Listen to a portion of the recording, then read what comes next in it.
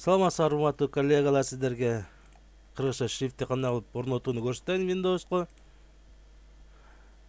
Так, биринчиден сиздерге менин клавиатурам көрүнбөгөндүктөн сиздерге экранды клавиатураны чыгарып көрсөтөйүн.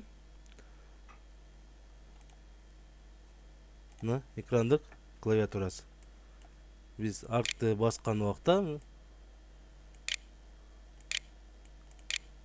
өөлөр көрүнүш керек. Ал качан куга өткөнү гана мына Ö, Ü, Ың тамгалары көрүнүп турат.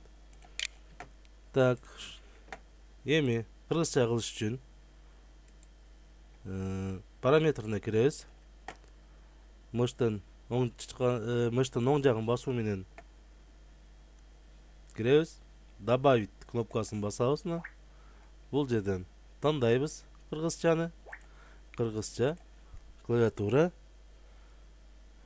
и кыргызская кириллица.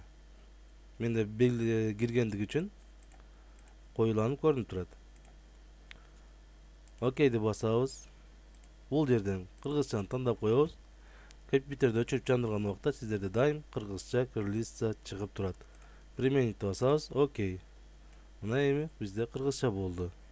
Эми экранда клавиатурада сиздер кыргызчага түшкөнүңөрдө мындай У'нун ордуна Үң, Н'нын ордуна альтты басып, оң жак беттеги альтты басып иштеткенде Н жана Ö O'нун ордуна чыгат.